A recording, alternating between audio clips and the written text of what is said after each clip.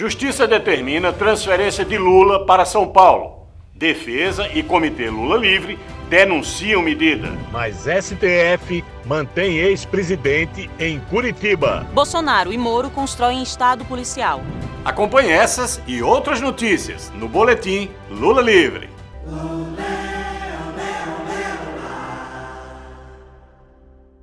Justiça do Paraná determina transferência de Lula para São Paulo, antes do STF julgar habeas corpus, colocando em risco seu direito à sala de Estado-Maior e ameaçando piorar suas condições carcerárias. A defesa pediu que a transferência guardasse uma manifestação do Supremo Tribunal Federal que analisa a suspeição de Sérgio Moro ao condenar Lula por motivação política. O julgamento deve acontecer este mês, mas atendendo a um pedido da Polícia Federal que alegou transtornos causados pela vigília Lula Livre, a juíza substituta Carolina Moura Lebos, do Paraná, decidiu que o ex-presidente deve ser transferido para São Paulo. O juiz Paulo Eduardo de Almeida Sorce, da Justiça Estadual de São Paulo, logo em seguida determinou que Lula fosse levado ao presídio de Tremembé, no interior do estado. Por trás da decisão de transferir Lula está o ministro Sérgio Moro. Em 26 de fevereiro, Moro nomeou o juiz Sorce membro titular do Conselho Nacional de Política Criminal e Penitenciária. Em nota, os advogados reforçam que Lula é vítima de intenso constrangimento ilegal imposto por parte do sistema de justiça e que tomará as medidas necessárias para restabelecer a liberdade plena do ex-presidente. O Comitê Lula Livre denuncia que a Justiça quer aumentar o grau de isolamento do ex-presidente Lula e limitar ainda mais as visitas. Preso de forma injusta e arbitrária, como está claramente comprovado pelas mensagens recentemente publicadas pelo site The Intercept e outros veículos de comunicação, o ex-presidente Lula é vítima de mais uma ofensiva patrocinada por seus algozes, atropelando a Constituição, as leis e a jurisprudência firmada pelas Cortes Superiores. E convoca todos os ativistas e apoiadores da campanha Lula Livre a intensificar sua mobilização pela liberdade do ex-presidente e reconhecimento de sua inocência. Mas desta vez, a vingança da Lava Jato foi barrada no Supremo. Por 10-1, os ministros decidiram que uma transferência de Lula deve esperar o julgamento contra a conduta de Moro e que o ex-presidente fica na Sala de Estado-Maior em Curitiba. Já estamos em agosto e o STF ainda não marcou a sessão para julgar o habeas corpus de Lula. O Supremo deve analisar a atuação de Moro no caso do Triplex. Com as provas reveladas pelo Intercept, a única decisão justa e legal é a anulação do processo contra Lula. Intimidar, perseguir, torturar, desaparecer, matar. Essas práticas usadas na ditadura militar têm a simpatia do presidente Bolsonaro, que junto com o ex-juiz Moro, constroem um estado policial no Brasil. Sou pau de arara. Funciona. Eu sou favorável à tortura, tu sabe disso. Como presidente, ele mostra que suas ideias não mudaram. Quem é essa OAB? Um dia, se o presidente da OAB quiser saber como é que o pai dele desapareceu no preso militar, eu conto para ele. Ele não vai querer ouvir a verdade. Eu conto para ele. O presidente da Ordem dos Advogados do Brasil, Felipe Santa Cruz, tinha apenas 1 ano e 10 meses quando seu pai, Fernando Santa Cruz, desapareceu em 1974.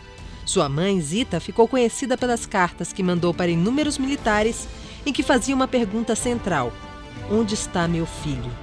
No dia 28, completam-se 40 anos da Lei da Anistia, que libertou presos políticos e permitiu o retorno de exilados, mas que também deixou impunes torturadores e responsáveis pelos desaparecimentos, assassinatos e ocultação de cadáveres. Bolsonaro defende a ditadura e não quer revelar o que aconteceu naquela época. Por isso, ele mandou trocar todos os integrantes da Comissão da Verdade.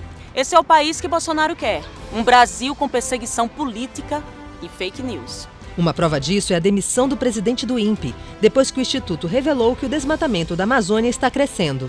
Não é à toa, portanto, que Sérgio Moro virou ministro de Bolsonaro. Sérgio Moro condenou Lula sem provas para tirá-lo da eleição.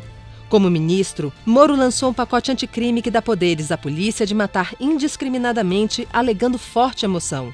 E agora, Moro tentou destruir provas do crime que cometeu junto com procuradores da Lava Jato.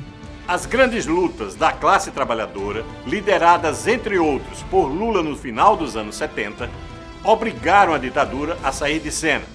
Mas o passado está voltando pelas mãos de Bolsonaro e sua turma. A gente já sentiu na pele onde termina essa história. Prisões políticas e ditadura nunca mais. Lula livre, Preta livre, Marielle vive. Aqui está o povo sem medo de lutar. Aqui está. Mais de 200 mil pessoas já aderiram ao abaixo-assinado, que exige a anulação dos julgamentos do ex-presidente Lula. Na Conferência Nacional de Saúde em Brasília, foram preenchidas 28 páginas do abaixo-assinado e delegados e delegadas exigiram a liberdade de Lula. O abaixo-assinado passou também pelo calçadão do Meier, no Rio, em São Paulo, Ribeirão Preto, Taguatinga e Florianópolis. O público da parada LGBT de Formosa colaborou com 20 páginas de abaixo-assinado e o despertar no sábado em Campo Grande foi de luta.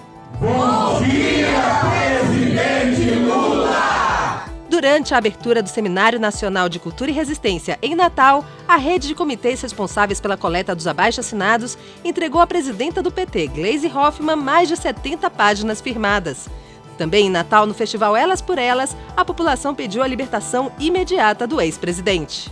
Em Recife, a turma do Pedal Lula Livre fez uma intervenção com bandeiras no monumento Tortura Nunca Mais. No município de Pesqueira foi realizado o Festival Lula Livre no domingo. A deputada federal Jandira Fegali também assinou o documento que será encaminhado ao STF. O apoio do ex-presidente ecoou ainda na Conferência Nacional dos Bancários, em São Paulo.